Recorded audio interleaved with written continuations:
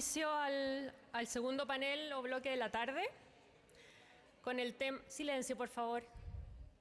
Gracias. Damos inicio entonces al segundo panel de la tarde con el tema los desafíos pendientes en el sistema de ejecución en materia de familia. La moderadora de este bloque será la ministra de la Corte de Apelaciones de Santiago, doña Maritza Villalangos Frankovich, a quien le dejo la palabra y quien nos va a presentar a las panelistas de esta tarde. Gracias. Gracias. Buenas tardes. Ante todo, bienvenidos a esta segunda parte del Seminario de Justicia de Familia que se desarrolla el día de hoy. Y las expositoras, que tendremos el gusto hoy día de escuchar, ¿verdad? El gusto y el privilegio de escuchar, nos van a ilustrar sobre un tema muy candente en la Judicatura de Familia, cuál es el cumplimiento de las resoluciones judiciales en esta jurisdicción. Cuando me pidieron que moderara esta parte y vi los temas a los que ellas se iban a referir, en realidad no pude dejar de meditar nuevamente la triste historia, la invisibilidad permanente que ha tenido el tema de cumplimiento en materia de familia.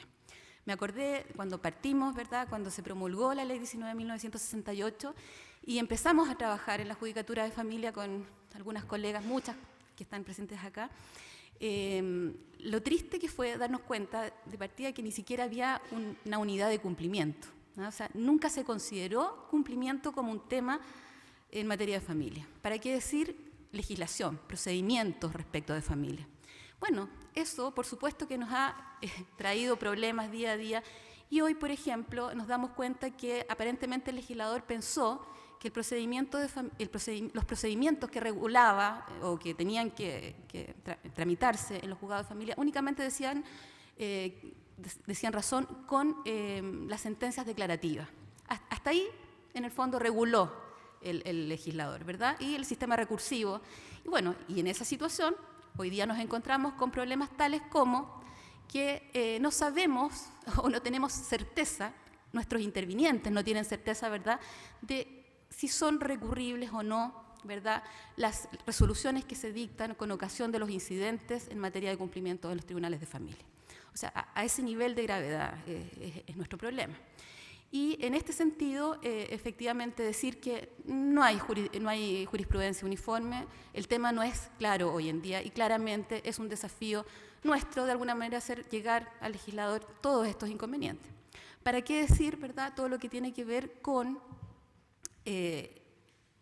la cantidad de trabajo que significa para los jueces y para los funcionarios de estos tribunales de familia, ¿verdad?, especializados el tema de cumplimiento, absolutamente invisibilizados también, para todos los efectos, más dotación, en el tiempo, etcétera. O sea, aparte del remanente, ¿verdad?, del que se hicieron cargo los juzgados de familia, del remanente de causas falladas de los tribunales de menores antiguos, ¿verdad? Bueno, a eso hay que sumar año a año el ingreso propio de nuestros tribunales, porque sabemos, ¿verdad?, que a diferencia de lo que pasa con los juzgados civiles, por ejemplo, en que a lo más la obligación de cumplir una resolución judicial por ese mismo tribunal se va a extender por un año, ¿verdad? Bueno, en materia de familia no pasa eso. Y a lo mejor si hoy día se fija una pensión alimenticia de un niño de 1 año de edad, ese tribunal de familia va a permanecer unido a esa familia en un tema de cumplimiento 27 años más. Entonces, es increíble que el legislador, insisto, todavía no sea capaz de visibilizar esos problemas, ¿ah? Porque vamos en realidad en un creciente aumento de materias que deben conocer los jueces. Bueno, y si a eso sumamos que claramente también el incumplimiento de las obligaciones que declaran, que fijan, que establecen, ¿verdad?, las sentencias de los tribunales especializados de familia, dada la sensibilidad de los temas que ellos tratan, el incumplimiento claramente atrae efectos sociales graves. Y estos efectos sociales graves muchas veces son reconocidos por nuestros políticos, ¿verdad?, que sensibilizados por temas específicos hacen modificaciones legislativas y establecen nuevos procedimientos y los insertan en nuestras leyes, ¿verdad?, muchas veces sin la adecuación necesaria. Así, la 14.908, por ejemplo, seguramente las colegas se van a referir a eso, establece un procedimiento ejecutivo muy mal tramitado, sin hacer remisión al Código de Procedimiento Civil. Bueno, una serie de problemas. No ha sido mi intención más que de alguna manera introducir este tema. Y ya sin más divagaciones, los invito entonces a escuchar así quienes van a exponer hoy en la tarde. Y en primer lugar lo harán respecto del tema ¿cuál es el problema del cumplimiento de los tribunales de familia de Santiago? Las magistradas Paz Pérez, que es juez, es abogado primero que nada, ¿verdad?, de la Universidad de Valparaíso y juez del tercer juzgado de familia de Santiago, y la señora Claudia Reyes, abogado de la Universidad de Chile y magistrado del segundo juzgado de familia de esta ciudad. Las dejo entonces en primer lugar con ella. Muy buenas tardes. Agradezco a los organizadores la invitación que se me ha formulado para exponer en este seminario. ¿Cuál es el problema del cumplimiento en los tribunales de familia de Santiago, más allá de las críticas clásicas referidas a la falta de uniformidad de criterios de los jueces que redundarían en un ineficaz procedimiento de ejecución de las resoluciones judiciales? Sabemos que el cumplimiento no fluye del todo, que existen reclamos e insatisfacciones de los usuarios, que terminamos rápido los procesos declarativos, pero que la ejecución es dificultosa, a veces lenta. Si no se trabaja dentro de los tribunales de familia, es posible que no se sepa de los esfuerzos por mejorarlo, como la creación de la unidad de cumplimiento, la inyección de recursos que ha determinado una gran contratación de funcionarios, el intento llevado a cabo para unificar criterios de los jueces, las reuniones sostenidas, las coordinaciones realizadas. Sin embargo, el problema parece no haber sido abordado porque no se observan cambios significativos ni mejoras sustanciales. Hay preocupación porque sabemos que la legitimidad de la actuación de los tribunales en último término depende de la percepción de los usuarios, de ver satisfechas sus demandas a través de una efectiva implementación de las resoluciones judiciales, porque esto demuestra nuestra coherencia con el mandato constitucional de lograr el adecuado respeto y protección sin discriminación de los derechos de familia conculcados, particularmente los referidos a los niños, niñas y adolescentes. Pero para ser honestos, el problema tampoco ha sido abordado por el legislador y por la academia. En efecto, respecto de la academia, no es común ver que ésta se preocupe de problemas procesales de la ejecución en familia, de ahondar en la definición acerca de la naturaleza jurídica de las obligaciones que se ejecutan para su aplicación en esta etapa, indicar los tipos de incidencias que pueden producirse y la forma de ser solucionada a la luz de los parámetros de lo deseable desde la mirada de la satisfacción de los derechos fundamentales involucrados, la evaluación de las herramientas utilizadas en derecho comparado para la ejecución de los alimentos del régimen comunicacional, estudios empíricos cuantitativos que permitan dilucidar cuáles son efectivamente los inconvenientes en el cumplimiento llevado a cabo en los tribunales de familia de Santiago. El legislador, por su parte, tampoco parece haber abordado el asunto. Es extraño, se pretendió enfrentar el contencioso familiar modificando el procedimiento declarativo, poniendo énfasis en los acuerdos colaborativos en el entendido que existiría una mayor probabilidad de cumplimiento espontáneo, pero ¿qué pasó con la ejecución? La Ley 19.968 en general no contiene normas de ejecución, solo existen normas reguladoras de la ejecución en la protección, lo que resulta evidente porque la protección precisamente está dada por el cumplimiento de las medidas de protección. Es decir, sin cumplimiento no es posible entender que se ha desplegado una acción protectora del tribunal respecto de los niños, niñas y adolescentes. Entonces, para ejecutar el resto de las materias acudimos a normas supletorias del Código de Procedimiento Civil, a leyes especiales de la Ley 14.908, algunas normas de la Ley 16.618, a leyes especiales que más bien establecen medios compulsivos de apremio, pero no un procedimiento propiamente tal. Estas normas presentan inconvenientes, primero, porque están dispersas, no codificadas en un solo cuerpo normativo. En su origen suponen un procedimiento escrito que en la actualidad cambió, por lo tanto es contradictoria.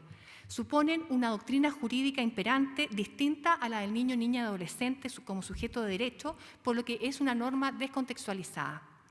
Esta aparente falta de abordaje hace pensar que el primer cimiento en la edificación del problema del cumplimiento en familia, que aún no hemos superado, es la falta de visibilidad del mismo como algo de real importancia.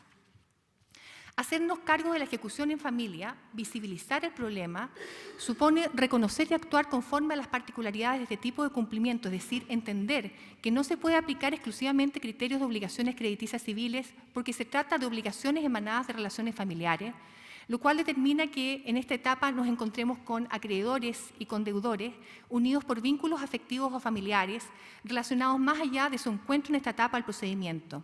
que se trata de prestaciones que producen sus efectos durante un largo espacio de tiempo, quizás durante toda la vida de una persona, lo cual determina en más de una ocasión la necesidad de hacer declaraciones de derechos para dar efectividad al cumplimiento. Por ejemplo, las imputaciones al pago, la reanudación de la convivencia entre partes que litigan el cumplimiento de los alimentos menores, y también hay que considerar que los miembros de la familia que requieren especial protección es porque pese a su igualdad jurídica se encuentran en los hechos en una situación de desmedro. Por ende, no es posible quedar con la idea que la ejecución de familia consiste en un procedimiento en el cual se resuelve una incidencia al principio de la ejecución para seguir después sin contrapeso hasta la obtención de lo debido, como ocurre en materia civil o en materia laboral. Entonces, para los jueces de familia surge la pregunta acerca de cómo se conjugan todos estos elementos, en relación a lo cual existen distintas interpretaciones procedimentales y sustantivas de las normas de cumplimiento vigentes, todas las que podemos considerar válidas, no solo porque emanan de una persona que al igual que todas tienen opiniones que merecen ser respetadas como un ejercicio mínimo de tolerancia, sino porque tienen fundamentos legales y no existe una regla clara que permita discernir acerca de cuál es la respuesta correcta. Luego uno se cuestiona si a falta de norma corresponde a un pequeño grupo de jueces carentes de legitimidad democrática hacer esta definición con carácter general propia del legislador, quien es la entidad que realmente representa la voluntad soberana. Es dudoso que podamos hacerlo, pero no nos queda otra, por el principio de inexcusabilidad, manteniéndose el problema acerca del modo correcto de ejecutar las distintas interpretaciones, la ambivalencia de la ejecución, la contradicción de los procedimientos, la descontextualización de las normas. Este inconveniente se agrava si en un mismo tribunal hay 13 jueces distintos que no radican causas y que por ende una misma ejecución pasa por visiones distintas que hacen que la ejecución parezca alambicada desde la globalidad. Es así como hay dos grandes tipos de opiniones entre los jueces acerca del soporte procedimental para resolver las incidencias, cada una con muchas variantes. Por una parte, quienes piensan que debe ser escrito y otros oral.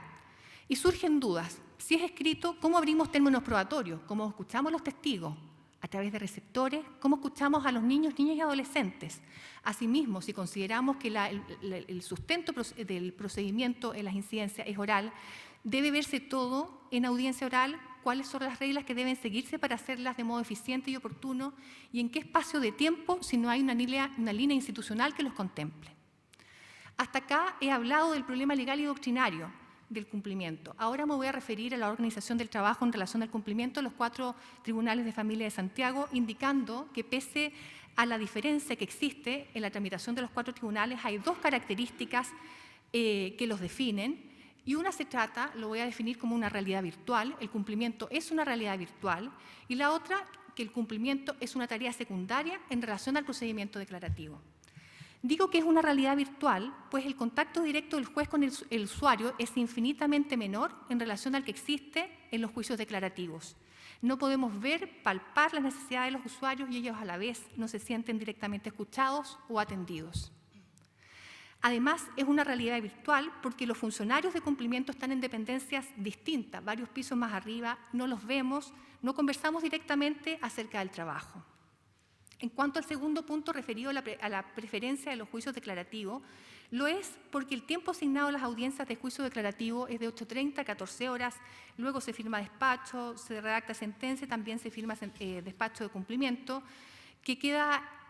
lo que queda del día, llegando en situaciones de contingencia a 80 resoluciones por juez e incluso más de acuerdo a las ausencias. Si a esto sumamos lineamientos institucionales existentes enfocados en mayor medida en los juicios declarativos, es decir, metas de gestión encaminadas a potenciar este aspecto, determina que nuestra atención esté más enfocada en estas materias y no en el cumplimiento. Nos falta crearle un espacio lúcido al cumplimiento, que releve su importancia y cambiar los incentivos institucionales con este fin, porque muchas veces no existe la posibilidad de agendar audiencias de cumplimiento por estos motivos, y si lo hacemos estadísticamente trabajamos poco, porque se trata de un trabajo que no se mensura, que no es visible. Entonces es posible concluir, de acuerdo a lo expuesto, que el primer y más básico problema del cumplimiento es la falta de visibilidad del problema. Nos hace ruido, nos incomoda, pero entender que realmente esta situación nos compromete y compele a una solución supone tomar decisiones en los distintos niveles, legislativo, académico y en cuanto a la organización del trabajo a nivel del tribunal y a nivel institucional.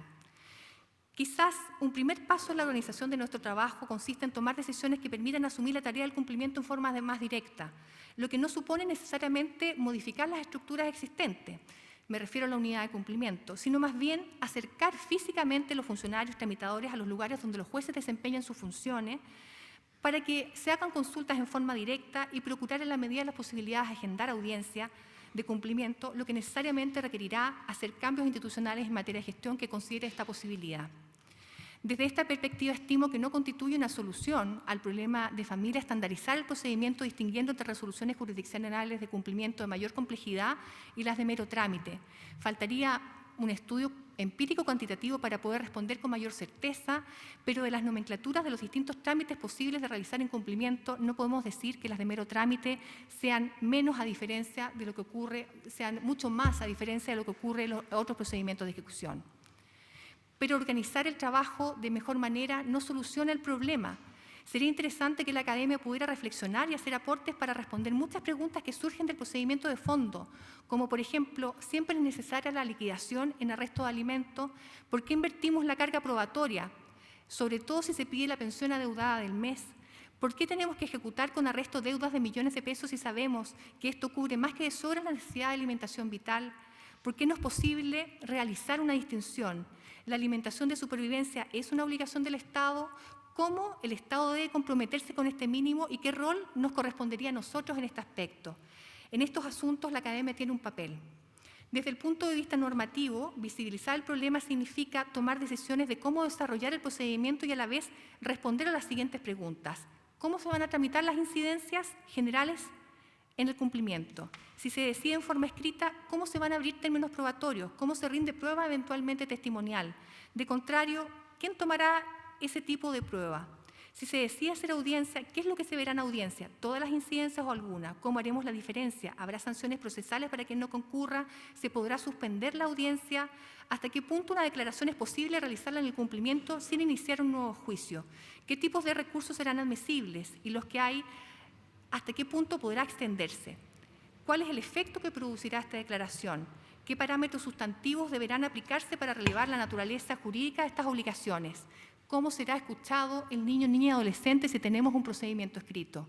¿Qué herramientas compulsivas distintas, además de la del arresto en las audiencias, será posible en el caso del cumplimiento del régimen comunicacional? Estas son algunas de las preguntas que es posible o que es necesario responder con un criterio unívoco. Y para los efectos de poder ahora profundizar la manera como estamos desarrollando nuestro trabajo, la magistrada Claudia Reyes tratará estos mismos aspectos desde la realidad del trabajo cotidiano de los 4 tribunales de familia de Santiago. Muy buenas tardes, muchas gracias por estar acá. UCC, Unidad de Cumplimiento Centralizada, es una de las 3 unidades de apoyo de los tribunales de familia. La otra es el CAF, Centro de Atención de Asuntos de la Familia, y el CIDE, Centro de Ingresos, Demanda y Escritos. Comenzó a funcionar en enero del año 2009 y, como los otros 2 centros, no han sido objeto de reconocimiento normativo. Hoy estos centros funcionan al alero del Centro de Medidas Cautelares y su personal fue traspasado a la Corte de Apelaciones de Santiago. Su objeto fue atender centralizadamente y con procedimientos uniformes las solicitudes y peticiones que se formulan con posterioridad a la etapa en que las sentencias se encuentran ejecutoriadas, salvo en materias de protección, violencia intrafamiliar e infraccional, cuyo conocimiento corresponde exclusivamente al Centro de Medidas Cautelares con sus jueces preferentes. Es decir, son los jueces de los 4 tribunales de familia de Santiago, con excepción de los preferentes del Centro de Medidas Cautelares, quienes conocen de estas solicitudes y peticiones. Actualmente la unidad trabaja con un total de 45 funcionarios, de los cuales 33 son contratas y 12 son titulares en comisión de servicios que prestan servicios a los 4 tribunales de Santiago, con equipos de 9 funcionarios, de los cuales uno es un jefe de grupo, con 5 proveedores con 2 dígitos cada uno. Tienen un arrestista y 2 liquidadores. Tienen 2 proveedores de apoyo destinados a potenciar a los equipos que tienen mayor atraso y o suplir ausencias por licencia médica, permisos 347, comisiones de servicio. Tienen un jefe de unidad que coordina los grupos de trabajo. Esta unidad ocupa el piso 12 del edificio de tribunales de familia, es decir, fuera de las dependencias de cada tribunal, sin jefe de causa y alejados del juez que resuelve. De acuerdo con el informe de gestión del mes de mayo del año 2016, la UCC realizó un total de 22.230 proyectos de resoluciones, las que se dividen de la siguiente forma: 5.646, que representan el 25,51% del total, lo realizaron para el primer juzgado de familia de Santiago. 5.086, que representa 22,98% del total de resoluciones, lo hicieron para el segundo juzgado de familia de Santiago. 5.584 resoluciones, que representa el 25,23% del total de resoluciones, para el tercero de familia, y 5.814, que representa 26,27%, al cuarto juzgado de familia de Santiago. A modo de comparación y complementando, puedo agregar que en el informe de gestión de julio del 2016 del segundo juzgado de familia de Santiago, y datos entregados también por la UCC en ese mismo mes, se firmaron por todos los jueces del tribunal, del segundo, un total de 10.537 resoluciones, de las cuales un poco menos de la mitad corresponde a resoluciones de cumplimiento, proporción que seguramente se mantiene en todos los tribunales de familia de Santiago. Es decir, 5.300 proyectos de resoluciones mensuales por tribunal. ¿Cómo funciona cada tribunal en materia de cumplimiento? Voy a referirme al funcionamiento interno de cada tribunal. El primer juzgado de familia de Santiago reparte su despacho de cumplimiento, lo distribuye de acuerdo al dígito de cada juez del tribunal, al igual que el resto del despacho de fase declarativa, y los dígitos de cada juez rotan cada 4 meses. El segundo juzgado de familia de Santiago distribuye el despacho de cumplimiento entre todos los jueces de acuerdo al dígito, y cada juez tiene un dígito. Si alguno falta, pasa al juez del dígito anterior al RIT, y los dígitos rotan una vez por año, una vez al año. El tercer juzgado de familia de Santiago tiene una distribución que corresponde a que 2 jueces permanecen fuera de sala por el lapso de una semana, y todo el despacho de cumplimiento se distribuye en estos 2 jueces. En el evento que estos jueces tengan que entrar a sala porque hay una ausencia, ese juez que entra a sala de cumplimiento, su despacho se reparte entre todos los otros jueces de acuerdo al dígito de la sala en que está cada juez. Los dígitos 0 y 9 se distribuyen todos. Y el cuarto juzgado de familia de Santiago se reparte el despacho de cumplimiento entre todos los jueces por dígito. Tienen además un juez diario de turno para firmar los alzamientos de arresto.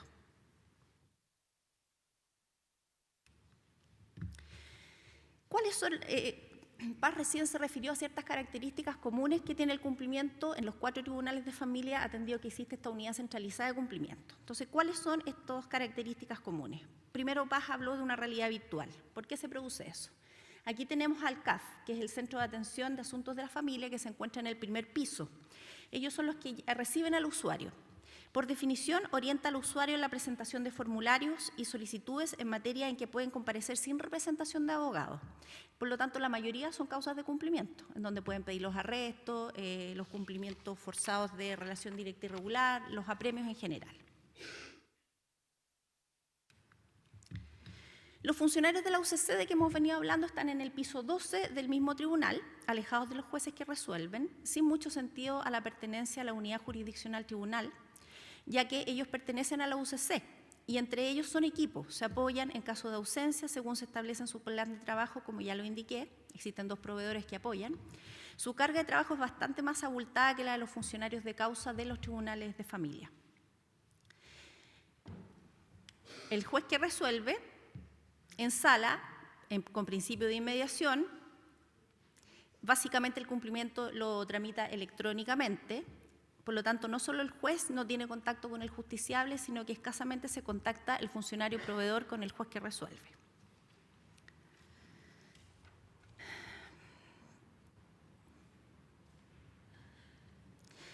¿Por qué hablamos de trabajo invisibilizado? Parte considerable de las presentaciones de cumplimiento no dicen relación con escritos de ejecución de sentencia propiamente tales, sino que son incidencias de cumplimiento que requieren una decisión jurisdiccional, en algunas ocasiones con necesidad de inmediación. El resto de ellas se puede resolver por despacho. En la mayoría de los planes de trabajo en los tribunales de familia de Santiago no se contempla la posibilidad de realizar audiencias de cumplimiento, lo que desincentiva su realización, ya que, como señalamos, es un trabajo invisibilizado. En efecto, en el año 2015, en todos los tribunales de Santiago, las audiencias de cumplimiento no superaban el 1,3% del total de las audiencias realizadas, siendo el 77% correspondiendo a las audiencias preparatorias y el 21% a las audiencias de juicio, con un 0,7% a las audiencias especiales. Para el año 2016, esta cifra en promedio del total de todos los tribunales de familia ascendió de 1,3 a 1,7% del total de audiencias que se realizan por los tribunales de familia de Santiago. Un gran aporte sería hacer un análisis de cuántas causas generan no solo una ejecución, sino que cumplimiento de carácter jurisdiccional, para considerar de ellas cuándo puede resolver razonablemente por escrito y cuándo amerita la realización de una audiencia de cumplimiento. En tales casos, estas debieran de alguna forma incentivarse, ya que en muchas ocasiones solucionan en una audiencia discusiones escritas que se arrastran por meses, lográndose así una mayor y mejor satisfacción al justiciable. Ejemplo de aquello, objeciones de liquidación que en verdad son verdaderas impugnaciones de las deudas liquidadas por las más diversas razones acaecidas a través del tiempo. También decimos que es un trabajo invisibilizado porque al menos las audiencias no se reflejan en las metas de gestión. ¿Cuáles son las metas de gestión de los tribunales de familia de Santiago?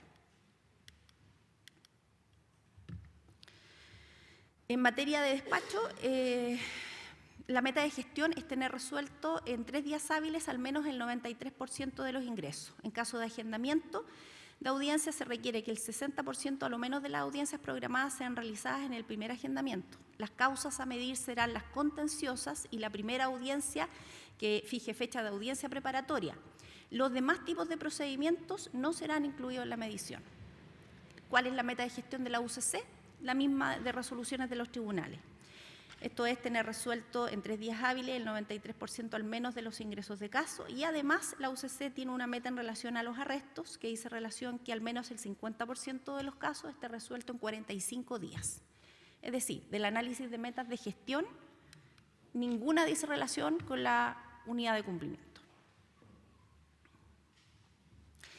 Sería bastante útil para incentivar, por ejemplo, la resolución en audiencia, agregar alguna meta de gestión que pueda medir este trabajo.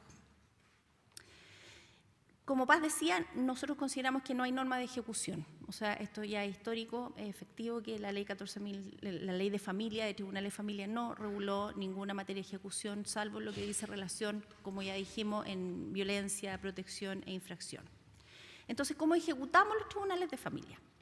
Se apunta como problema en materia de cumplimiento la diversidad de criterios jurisdiccionales, pero este no se produce por una incapacidad de los jueces de aplicar buenas prácticas, sino por la inexistencia de normas reguladoras.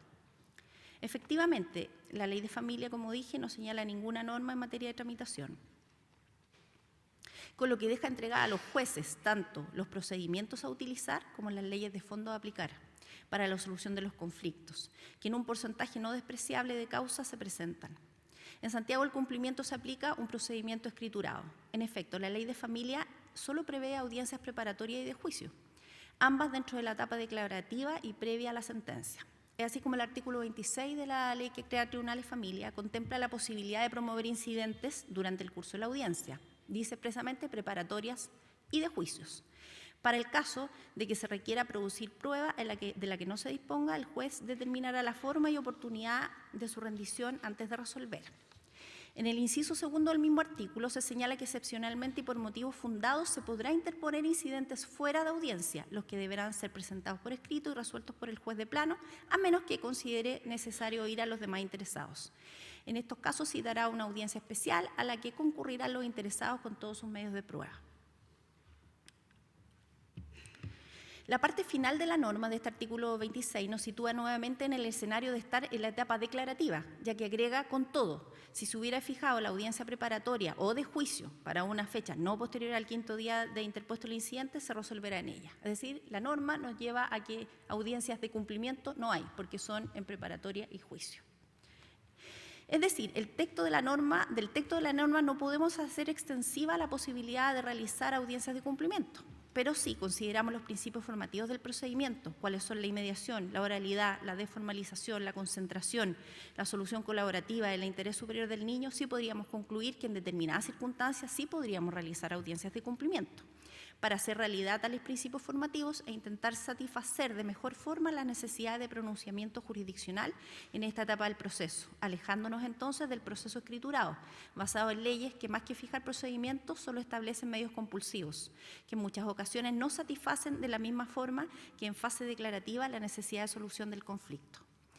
La realidad familiar es muy cambiante, sujeta al devenir de circunstancias alejadas de lo jurídico, pero a veces no amerita el inicio de un nuevo procedimiento declarativo, por ejemplo, para modificar una hora en el retiro o entrega en una relación directa y regular, o cambiar el lugar o la persona que intermedia en la entrega de un niño en relación directa y regular. La inexistencia de normas de ejecución ha hecho imposible el establecimiento de un procedimiento unitario de cumplimiento y ejecución. Obviamente el procedimiento de ejecución propiamente tal dice relación básicamente con actos netamente administrativos, tales como liquidación, deuda en materia de alimentos, de compensación económica y aplicación de premios personales, como despacho de órdenes de arresto, arraigo y suspensión de licencia de conducir. Pero también encontramos procedimientos más bien de cumplimiento, entendiendo por tales aquellos que requieren un procedimiento de carácter jurisdiccional, un pronunciamiento de carácter jurisdiccional, tales como imputaciones al pago, impugnación de las deudas liquidadas, que más que ser una impugnación a la liquidación vienen siendo verdaderas discusiones en relación a la naturaleza de las mismas. Los conflictos familiares se dan en el contexto de la cercanía o encono afectivo entre las personas involucradas en el litigio, por lo tanto esto influye considerablemente en todas las cosas judiciales que se litigan en etapa de cumplimiento. Por ejemplo, movilidad de la residencia de los hijos a lo largo de la ejecución, que incluso puede durar para el caso de alimentos hasta 28 años, como dijo la moderadora. Sin olvidar alegaciones de prescripción e imposibilidades de pago de las deudas por carecer de facultades económicas del deudor. En materias de relación directa y regular, contumacia de algunas madres para facilitar el contacto de los hijos con el padre con quien no viven, por las más diversas razones, tales como existencia de violencia intrafamiliar entre ellos posterior al fallo, irresponsabilidad de los cuidados parentales por consumos abusivos de alcohol u otras drogas, o simplemente desconfianza, hacen que no sea posible una ejecución colaborativa. Y nos encontramos con los actuales medios de ejecución, que son multa y arresto, que muchas veces no parecen una medida adecuada para promover la coparentalidad y la paz en las relaciones familiares. La verdad, no hemos discutido seriamente como sociedad cuál es la mejor forma para que las declaraciones de derechos en materia de familia sean efectivos en la práctica para asegurar uno de los derechos básicos de los niños, como es el poder contar con ambas figuras parentales en su crecimiento y desarrollo. No hay que olvidar que los principios formativos del procedimiento de familia se debiera aplicar tanto en los procedimientos declarativos como en los procedimientos de ejecución, especialmente cuando dicen relación con derechos esenciales de los niños, niñas y adolescentes. Tendremos entonces que hacer una distinción cuando apliquemos procedimientos ejecutivos de obligación de dar, hacer o no hacer, o de cumplimiento incidental regidos por el Código de Procedimiento Civil, que son los que aplicamos ante la ausencia de normas especiales de ejecución en materia de familia, especialmente en los casos de demandas ejecutivas de cobro de alimentos devengados, cobros de compensación económica, incumplidas o incluso suscripción de escrituras públicas acordadas por el deudor que no ha cumplido voluntariamente. En estos casos debiéramos contar con la nomenclatura y cuadernos necesarios desde el punto de vista informático para poder tramitar con orden estas causas. En el hecho no tenemos cuaderno de apremio, no tenemos cuaderno de tercería, ninguna nomenclatura de juicios ejecutivos. Desde el punto de vista informático, tener en cuenta la dificultad que implica tener en tramitación varias causas de una misma familia, alimentos mediados, rebaja de alimentos, modificación de los mismos en la causa de divorcio, cuando hay que liquidar distintas etapas de las deudas, debiera contemplarse un proceso informático que haya permitiendo una mayor facilidad para tener concentrada la información y así evitar errores que lamentablemente se producen. Muchas gracias.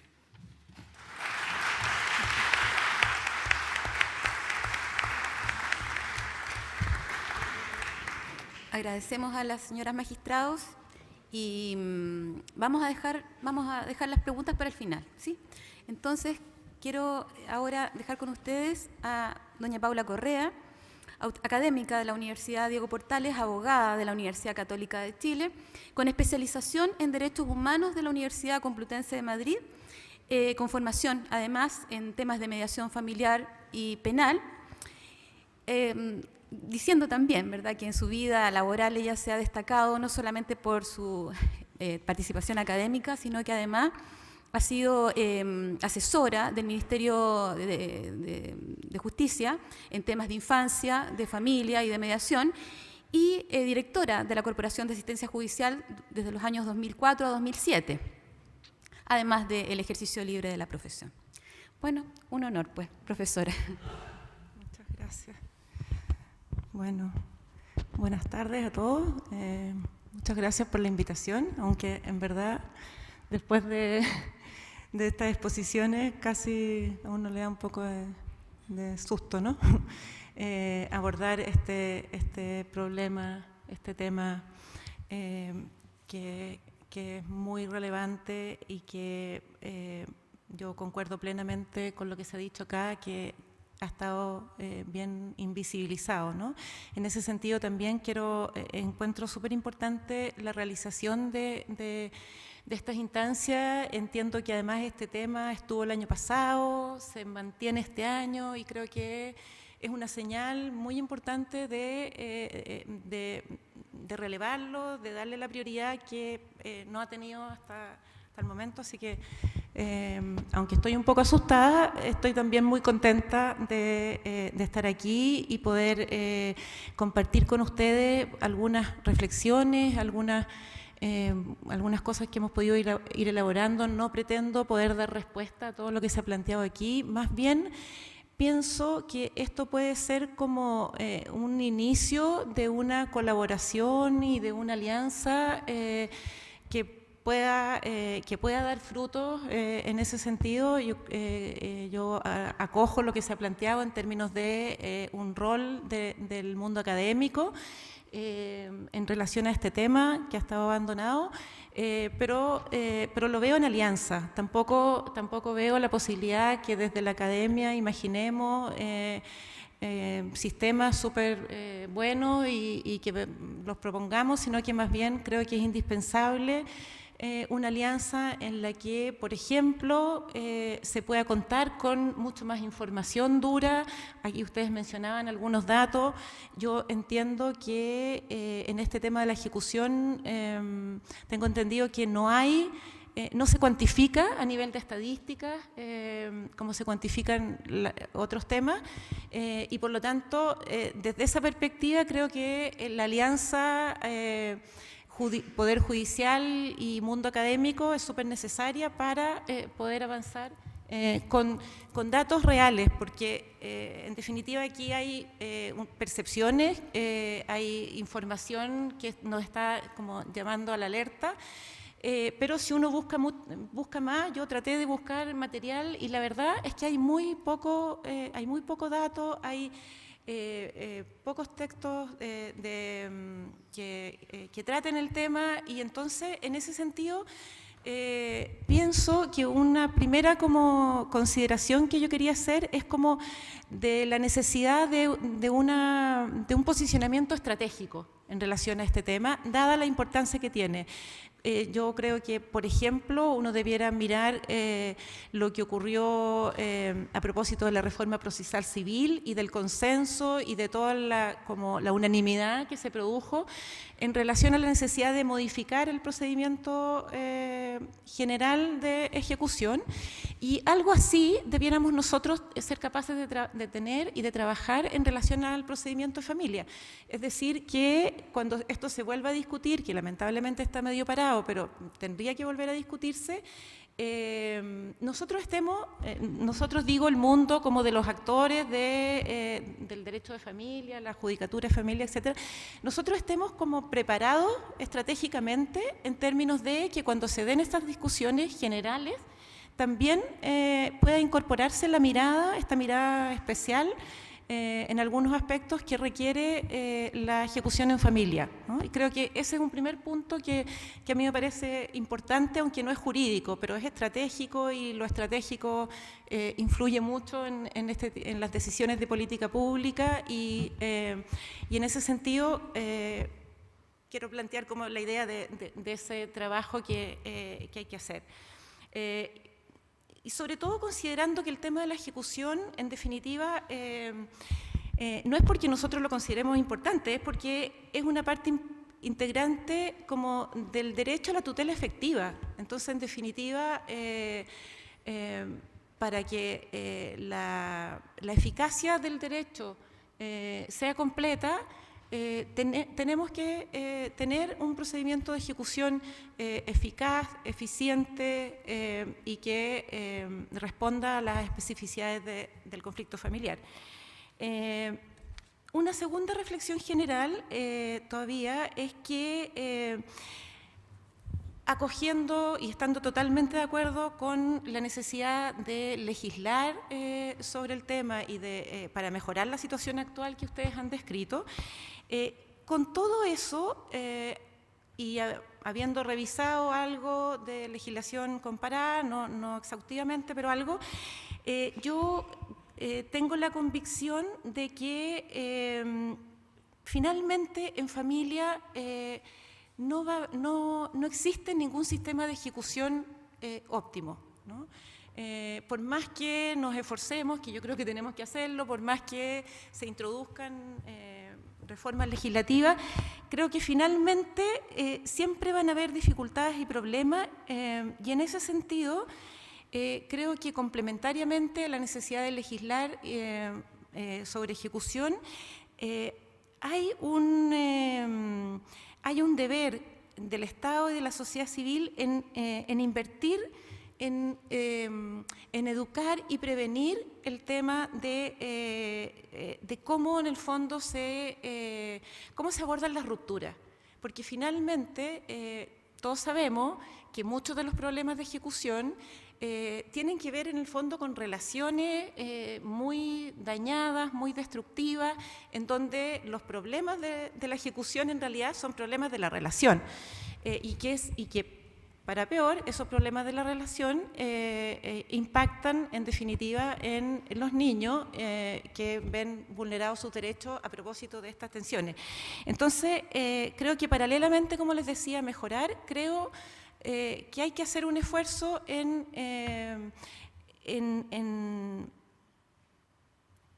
fortalecer las instancias colaborativas para gestionar las rupturas, ¿no? Y en ese sentido, yo, bueno, soy mediadora, no puedo dejar de decirlo, creo que hay que fortalecer, por ejemplo, la mediación y creo que hay que hacerse cargo de los problemas de diseño que tiene la mediación en Chile, por la cual recibe muchas críticas, digamos, ¿eh? Pero en mi opinión el tema no es un problema del sistema, sino que es un problema del diseño. No por nada en la experiencia comparada la mediación justamente es valorada porque los acuerdos tienen índices y porcentajes de cumplimiento muy altos a lo largo del tiempo, justamente por el tipo por la forma como se llega a los acuerdos. Entonces, claro, yo sé que hay problemas de diseño que hacen que en nuestra realidad los tribunales reciban mucho cumplimiento derivado de acuerdos de mediación, pero ese es un tema del diseño. No, vuelvo a repetir, no del sistema, y creo que también deberíamos hacernos cargo de modificar eso para que los mecanismos colaborativos sean un complemento a tener mejores cumplimientos. Y bueno, creo que eso no es solo deber del Estado, sino que también hay como un deber de los abogados, un deber de los terapeutas, hay un llamado ahí a todos los actores que intervienen en definitiva en el gestionamiento de las rupturas y de la conflictividad familiar en relación a ayudar a la posibilidad de que esas rupturas se gestionen de una manera más colaborativa. Yo no puedo traer una presentación, pero hay una encuesta de la Universidad Católica que muestra en materia de alimentos los grados de cumplimiento de pensiones relacionadas con el nivel de contacto que ese padre tiene o no tiene con los hijos. Y es súper claro. La magistrada de Pudahuel la cita en una tesis que tuve ocasión de revisar también, es súper claro cómo se da esa relación. Entre más permanencia, más contacto tiene el padre con el hijo, mejor cumplimiento y mayor cumplimiento de la obligación de alimento. Bueno, y eso es como bien obvio también, ¿no? Entonces, en ese sentido, una inversión en eso es una inversión en mejor cumplimiento y en descongestionar también el tema ante los tribunales. Y otra reflexión general que me surge es, a propósito de la ejecución, es lo que dice relación con la consideración del interés superior del niño, que afecta a un enorme porcentaje de las materias que se ven en ejecución y que en definitiva, no quiero hacer un juicio categórico, pero pareciera ser que de repente ese interés superior queda como medio invisibilizado también, ¿no?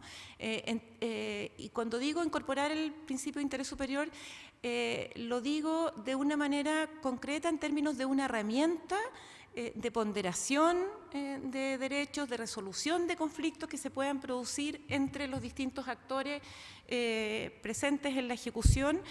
Y eso, en definitiva, es un mandato de la Convención en virtud del artículo 4 y el artículo 27 en relación a tomar las medidas para la efectividad de los derechos, como idea general también de la reflexión sobre la ejecución. Ahora, en relación a la situación procesal de la ejecución, yo estoy totalmente de acuerdo con lo que se ha dicho, de que hay falta de claridad, que no hay falta de normativa, hay dispersión normativa, y eso genera los problemas que ustedes han descrito en términos de distintas opciones, distintos criterios, etcétera. Y en relación a eso, como saben, hay dos opciones. Una sería el juicio ejecutivo, regido por el CPC y las normas especiales de la Ley 14.908, y otra sería el cumplimiento incidental, que sería como de aplicación supletoria en virtud del artículo 27 de la Ley de Familia para aquellos casos en que no hubiera una norma especial de ejecución. Son como las dos vías, digamos, ¿no? En relación, ahora, unas breves reflexiones sobre ambas vías y con esto termino. En relación al juicio ejecutivo, lo que yo pude observar en la legislación comparada, que pude revisar, el juicio ejecutivo, particularmente las obligaciones de dar, es usual que en familia se aplique las normas del juicio ejecutivo general, ¿no? Eso es lo que yo pude apreciar en la legislación comparada Argentina, España, algunos otros países, que en definitiva, de alguna manera, es más o menos lo mismo que ocurre en Chile, con la salvedad y la dificultad que tenemos que el procedimiento ejecutivo general en Chile es un procedimiento que es anacrónico, que no responde a la realidad actual y que en definitiva hay consenso en eso toda vez que al proponerse la reforma procesal civil se modificó este procedimiento.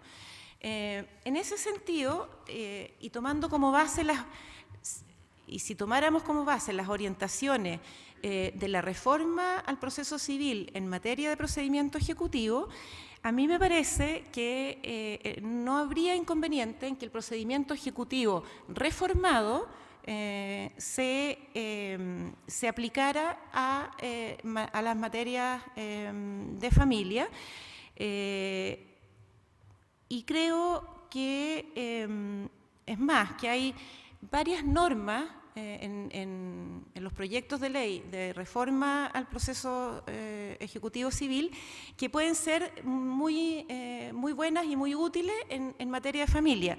Como por ejemplo, voy a citar alguna, la obligación que se establece de la manifestación de bienes del deudor en el momento de la ejecución, y estableciéndose además una nómina pública de incumplidores de este deber. No voy a entrar en detalle en cada una, pero como para mencionar algunas, está eso, la manifestación de bienes del deudor, está una facultad de investigación del patrimonio del deudor, que se le da al juez o al oficial de ejecución, dependiendo de la figura orgánica, en caso de que se omita, se incumpla la manifestación o que los bienes sean insuficientes. Se establece también un deber de colaboración de las instituciones hacia el organismo de la ejecución, en términos de la obligación de proveerle información para llevar adelante la ejecución. Se contempla también en dicho proyecto la posibilidad de embargar cuentas bancarias o financieras, remuneraciones, honorarios, pensiones, todo esto hasta un cierto monto a través de una figura que se llama el embargo indeterminado. Entonces, creo que hay hartas cosas de la reforma procesal civil general que serían súper útiles y bienvenidas en la ejecución en familia. También se apreciaba en esa reforma una mayor incorporación de una mirada y de una lógica colaborativa en la fase de ejecución, que a mí me parece que también, con algunos resguardos, me parece que también es algo que debería reconocerse, ¿no? Para acuerdos de pago, para la venta amistosa de bienes, en el caso de, por ejemplo, del procedimiento ejecutivo, que buscan, ya que se va a liquidar o ya que se van a vender esos bienes, bueno, venderlos de la mejor manera y al mejor precio, y a lo mejor en eso puede haber acuerdo desde esa perspectiva, ¿no? Ahora, sí creo que en esta lógica colaborativa tenemos que volver a tener como súper atento lo que es el interés superior del niño, porque a veces esa lógica colaborativa y los acuerdos pueden significar que ese interés quede un poco invisibilizado. Bueno, como ustedes deben saber también, en este proyecto la gran discusión fue si se desjudicializaba a través del oficial de ejecución o se mantenía en sede judicial. Los dos proyectos que se presentaron se pronunciaban por la desjudicialización, y ahí hubo toda una discusión si eso atentaba contra el artículo 76 de la Constitución, etcétera. Una discusión larga en la que excede este panel, pero en definitiva yo creo que son discusiones que nosotros tenemos que tener presente, tenemos que tener opinión, tenemos que visualizar las implicancias, los impactos que eso puede tener en relación a las particularidades de la ejecución en familia. Finalmente, a mí me parece que el procedimiento ejecutivo general puede responder bien, reformado digo, a la ejecución de las obligaciones de dar, ¿no?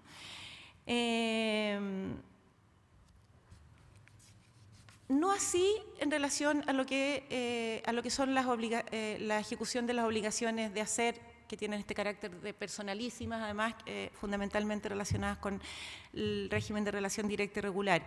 Ahí me parece que lo que se plantea en el proyecto no aplica, y yo creo que ahí hay que hacer un estudio para incorporar un procedimiento especial de ejecución que sistematice lo actual, que incorpore experiencias comparadas exitosas. Por ejemplo, en España vi que existía una medida de la creación de instituciones o instancias de punto de encuentro familiar que hacían como de instancias de monitoreo y de seguimiento del cumplimiento en los temas de relación directa y regular. Ahí creo que hay que meterle mano, crear y sistematizar y hacer algo nuevo.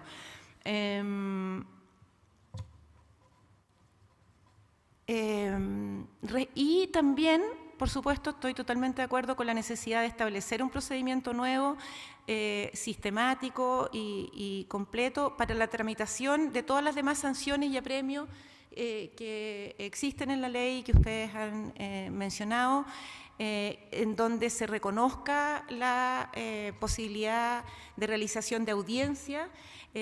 Ahora, audiencias que me parece que tienen que ser acotadas a por ejemplo, estas incidencias o a las posibilidades de acuerdo, pero yo pensaba en relación al principio de oralidad, de inmediación y su aplicación al procedimiento ejecutivo y me parece que sí, obviamente que tengo una opinión positiva, pero también creo que a nivel del procedimiento ejecutivo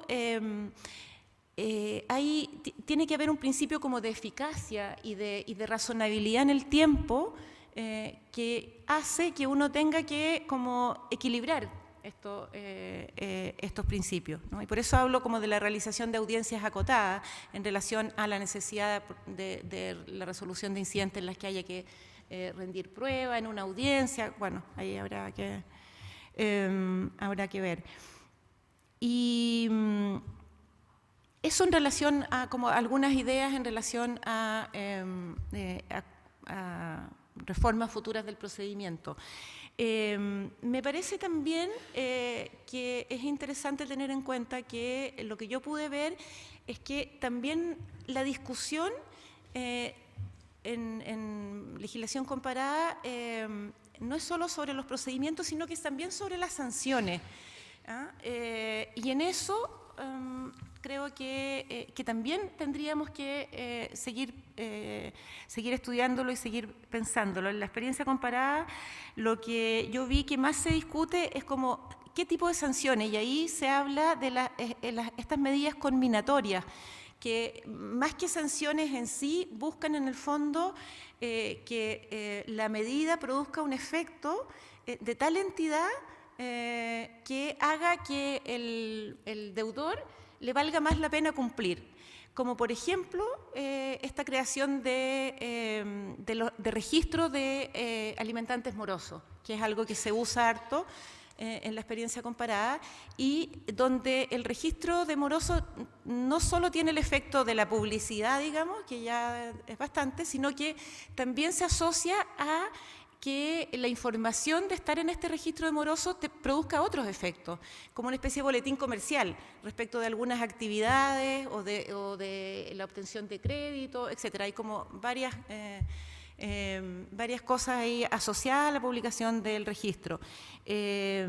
Hay también medidas como la asistencia a cursos sobre derechos y obligaciones paterno-filiales. Bueno, hay una gama amplia, yo no sé si que te impongan esa medida puede dar un resultado, pero lo que quiero decir es que eso constantemente se está discutiendo, creo que es interesante también tenerlo en cuenta, pero creo que también nos habla de la dificultad del tema, ¿no?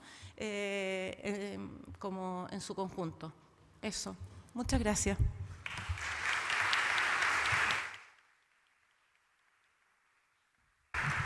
Muchas gracias, profesora. Bueno, menuda tarea tenemos con el tema de cumplimiento seguramente. Por favor, los invito a quienes quieran hacer alguna pregunta a la expositora. Es el momento.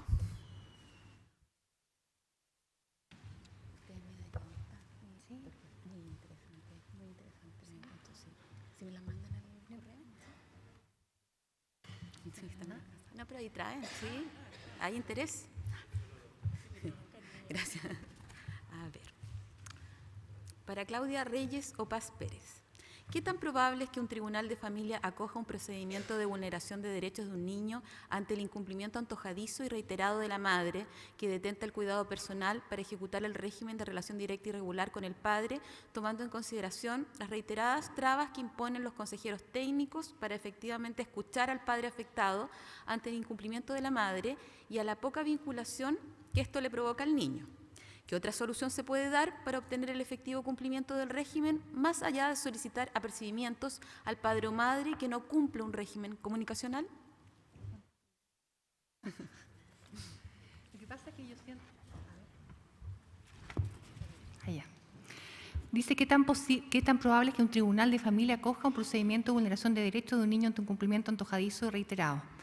Bueno, esto escapa un poco las posibilidades de respuesta en relación al tema del que estamos hablando, porque acá estamos hablando del cumplimiento de las materias civiles que se resuelven en los juicios declarativos. Lo que se está preguntando es qué posibilidades hay que en una causa de protección sea posible acoger como fundamento el incumplimiento reiterado y contumaz de una madre respecto al contacto paterno-filial. Eso depende. Yo siento que en sí mismo, si me preguntan la opinión personal, eso en sí mismo es una vulneración de derecho y eventualmente habría que iniciar un procedimiento para los efectos de evaluar si es posible o no. Digamos, y no es una cosa propiamente el cumplimiento. Ahora, respecto de del cumplimiento del que estamos hablando acá, sino que puede ser el fundamento por una acción de vulneración de derecho.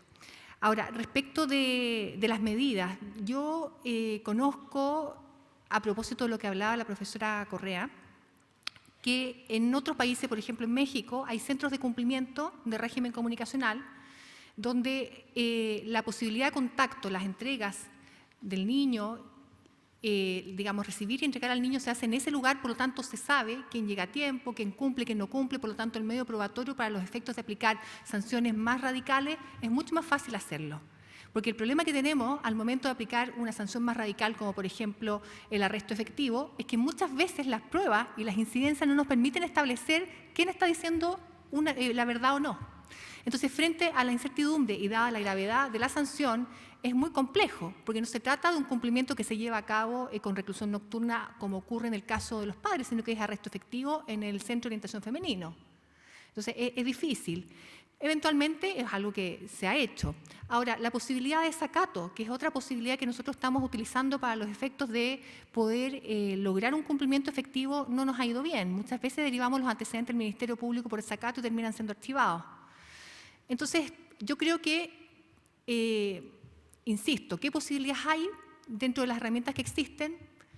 Podría ser eventualmente, si tuviéramos la posibilidad de hacer una audiencia de cumplimiento donde las cosas pudieran estar más claramente establecidas, tratar de armar, como lo hacemos en la práctica, con instituciones privadas y no para gente que no tiene recursos, de generar una instancia donde se pueda, digamos, replicar esta idea del centro de cumplimiento, de los centros de convivencia mexicanos, donde alguien vaya y vea efectivamente quién va o quién deja de ir. Y eso es lo que vamos barajando en el tiempo. Es muy difícil el tema del régimen comunicacional, la forma de hacerlo efectivo. Es muy caso a caso, es muy particular. Algunos jueces con mayor experiencia, digamos, de tribunales de menores han ocupado la fórmula de la audiencia y de alguna forma percibir quién está incumpliendo el régimen comunicacional y quizás esa, digamos, increpación cara a cara algo pueda producir. Es muy difícil el tema. Sí, ¿no querías agregar? Yo no quiero ser demasiado radical, pero cuando la contumacia es comprobada y está ocasionando realmente el alejar al padre del hijo, nosotros por lo menos en el tribunal tenemos 2 causas de cuidado personal con esa causal. Cuando la madre no permite el contacto de ese padre con ese hijo, es una causal para cambiar el cuidado personal. No quiero estar dando idea, pero de que existe, existe. Sí. Segunda pregunta, también para los magistrados. Caso: cumplimiento de compensación económica por retención judicial. Cumplimiento de pensión de alimentos menores por retención judicial. El empleador se confunde y por 5 meses deposita ambas retenciones en cuenta de compensación económica. Se objeta la liquidación de alimentos adeudados, informa el empleador el error, pero el tribunal se niega a imputar los pagos. A imputarlos a la cuenta que correspondía en realidad. ¿Está correcto el criterio del tribunal? ¿Cuál es la solución para el alimentante? Está absolutamente incorrecto. El problema que tenemos, les volvemos a explicar, cuando yo les mostré acá, lamentablemente la unidad de cumplimiento funciona muy desligada del juez que resuelve y eso trae problemas reales, no es por solo querer tener al funcionario sentado al lado, no se trata de eso. Se trata de que tenemos una unidad de proveedores y una unidad de liquidadores y que incluso entre ellos tienen conflictos bastante severos. ¿Por qué? Porque el liquidador dice que el juez me diga lo que tengo que hacer. Y el juez le dice, haga lo que corresponda. Y así llevamos a veces meses tramitando objeciones de liquidaciones en donde lo que se necesita es resolver un incidente. O sea, lo que es difícil porque el procedimiento, el expediente virtual es muy cómodo, pero es muy difícil cuando uno estudia los incidentes porque o fotocopia todo o no sé cómo lo hace apunte en el fondo para el incidente. Cuesta, a veces un incidente de cumplimiento lleva más que el redactar una sentencia. Esa es la realidad que vivimos y los tiempos no están considerados en nuestra hora hombre. Este es un buen ejemplo para decir por qué razón criterios sustantivos de derecho civil no podemos aplicarlo en materia de familia. El que paga mal paga 2 veces. Acá no podemos aplicar ese criterio. Entonces, por eso decimos que los criterios procedimentales y de fondo tienen que ser distintos y ver cuál es el objetivo que se pretende cumplir con la aplicación de estos ciertos criterios. Efectivamente, hay que buscar una forma de que ese dinero de alguna forma refleje el pago de la pensión de alimentos, y eso requiere una incidencia, y ahí estamos entrampados de cómo lo hacemos, cómo se logra aprobar. Eso es. Bien, ¿no hay más preguntas? Daniela. Entonces damos por terminado este segundo bloque. Agradecemos a la ministra de la Corte de Apelaciones Santiago, Maritza Villadango, a las magistradas Paz Pérez y Claudia Reyes, a la profesora Paula Correa. Agradecemos su presencia y los invitamos para mañana a partir de las 15 horas a la segunda y última jornada de este segundo seminario de familia, donde se tratarán los temas de restitución internacional de niños, niñas y adolescentes y el acceso a la justicia de familia para personas migrantes. Muchas gracias y buenas tardes.